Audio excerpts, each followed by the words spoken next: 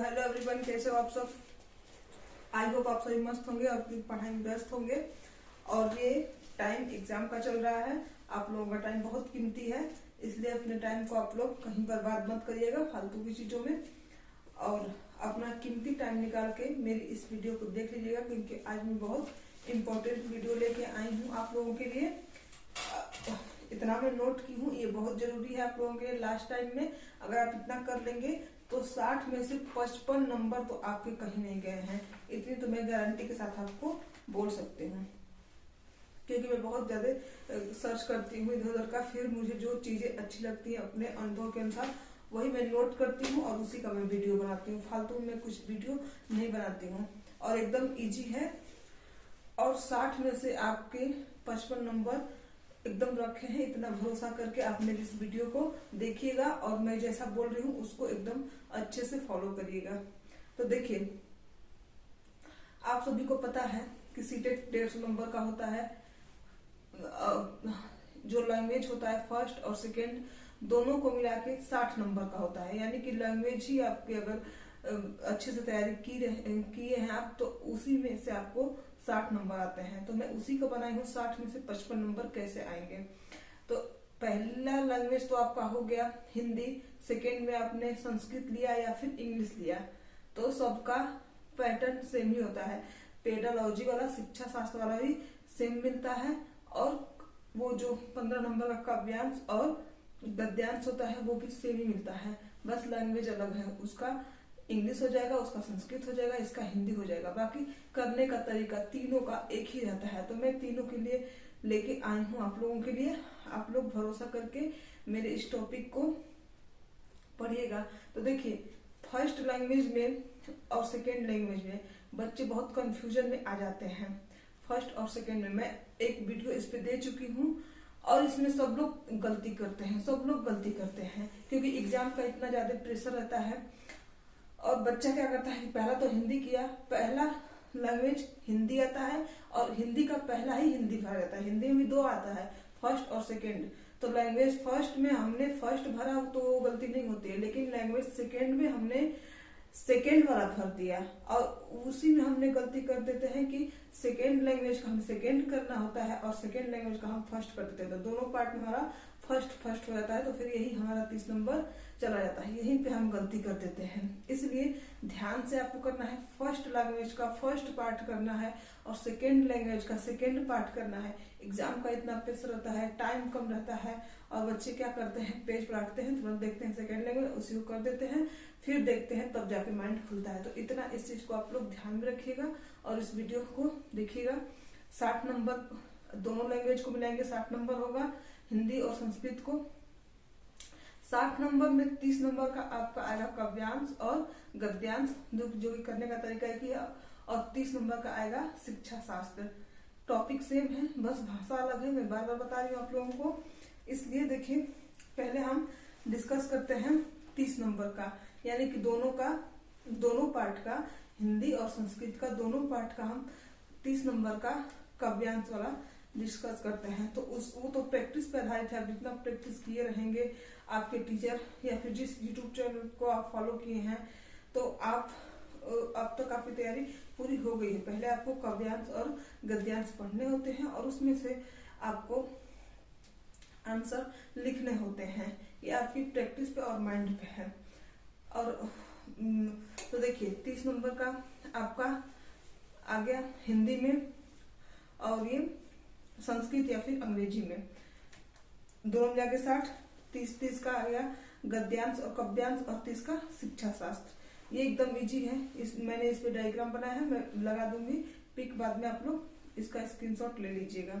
अब व्याकरण नहीं करनी है, व्याकरण के लिए हमें टाइम पास नहीं करना है, क्योंकि 30 नंबर का काव्यांश और गद्यांश में दोनों लैंग्वेज का लेके मुश्किल से 4 या 5 नंबर के आते हैं व्याकरण। तो हमें लास्ट टाइम में व्याकरण नहीं पढ़ना है। यूपी टेट में व्याकरण हमें पूरा पढ़ना होता है, लेकिन सी टेट में व्याकरण बस जो हम नॉर्मल जानते हैं बस उसी से आ जाता है क्वेश्चन। ठीक, तो इतना हमने 60 में 30 का हमने कर दिया। अब 60 में जो 30 बचा है उसका देखिए, पहला टॉपिक है भाषा अर्जन और अधिगम। हम पहले भी हिंदी का जब सिलेबस बताए थे तो उसमें आपको अच्छे से एक्सप्लेन किए हैं कि अर्जन और अधिगम किसे कहते हैं। भाषा अधिगम और अर्जन, बच्चे का भाषा का अर्जन कहाँ होता है, अधिगम कहाँ होता है, ये मैंने उसमें डिस्कस किया है। आप लोग उससे देखिएगा, या फिर कहेंगे तो मैं और अच्छे से इस टॉपिक पे वीडियो बनाऊंगी। सेकेंड है भाषा कौशल। भाषाई कौशल 4 होते हैं, ये भी मैं उसमें बताई हूँ। सुनना, बोलना, पढ़ना, लिखना, इसका सीक्वेंस भी याद कीजिएगा क्योंकि ये नंबर से पूछ देता है। तो इसका सूत्र होता है सुबो पाली। भाषा कौशल। अगला है मातृभाषा और बहुभाषा। मातृभाषा किसे कहेंगे, बहुभाषा है तो क्या दिक्कतें आएंगी क्लास में, कि ये सुविधा है एक टीचर के लिए, एक संसाधन है।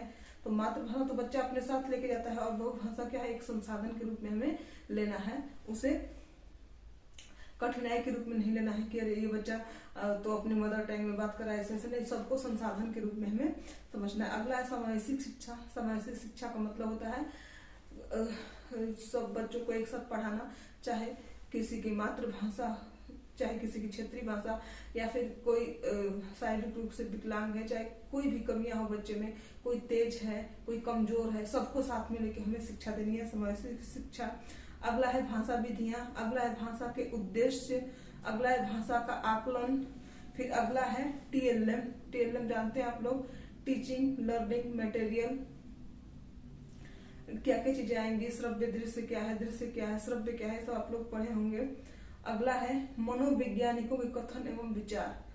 मनोवैज्ञानिकों के कथन एवं विचार, कई ठो मनोवैज्ञानिक आप लोग अब तक पढ़ चुके होंगे, लेकिन मेन मनोवैज्ञानिक जहां से मुझे लगता है कि हमेशा क्वेश्चन आते रहते हैं, तो इनके 3 हैं, चॉम्स्की हैं, पियाजे हैं, वाइगोत्स्की हैं। इनका पूरा आपको रट जाना है अच्छे से, हर एक कथन को, इनके क्या कहते हैं, सिद्धांत को, और भी हैं साथ में होंगे, उनको याद कर लीजिएगा इन तीनों को, क्योंकि ये भाषा से दिए हैं। पियाजे ने बताया है कि बच्चे में भाषा को बताया बात को, वाइगोत्स्की ने बताया कि बच्चे में भाषा का विकास को बताया, नोम चॉम्स्की ने बताया कि बच्चा जन्मजात भाषा सीखने की क्षमता के साथ पैदा होता है, और ये हमारा पाठ भाषा का है, इसलिए इन तीनों को पढ़ना हमें जरूरी हो जाता है। अगला है निदानात्मक और उपचारात्मक शिक्षण। आपको पता है, मैं बताई भी हूँ कि पहले हम ऑब्जर्व करेंगे बच्चे का कमी क्या है, उसको उपचार कहेंगे, और फिर बाद में उस कमी को दूर करने के लिए जो चीजें हम लागू करेंगे उसे निदान कहेंगे। तो पूछ भी देता है, कभी कभी डायरेक्ट क्वेश्चन भी आता है उपचारात्मक और निदानात्मक शिक्षण से। तो आपको पता हो गया कि पहले जो करेंगे उसे उपचार, और ये बहुत चीजें भूलने वाली है और जल्दी मिलती नहीं है, ये छोटी छोटी चीजें जल्दी मिलती नहीं है। अगला है पाठ्यक्रम पाठ्य वस्तु। अगला है भाषा में शिक्षक की भूमिका। अगला है बाल केंद्रित शिक्षा।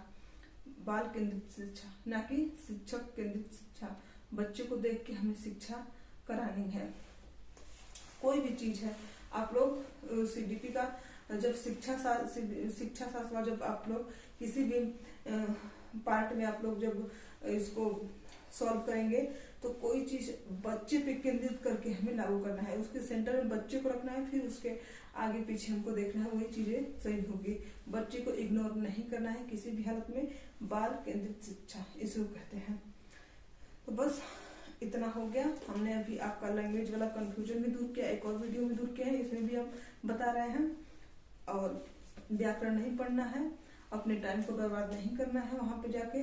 और ये सीटेट का एग्जाम है, टाइम टेकिंग है, तो आप लोग इतना सर्च करके अपने मटेरियल से जो भी इकट्ठा किए हैं, इतने को आप लोग मजबूत करिएगा। बाकी देखती हूँ और वीडियो, आप लोग कमेंट्स करिएगा क्या क्या दिक्कत है आप लोगों को, तो मैं कोशिश करूंगी वैसे वीडियो लाने का। तब तक के लिए बाय, टेक केयर।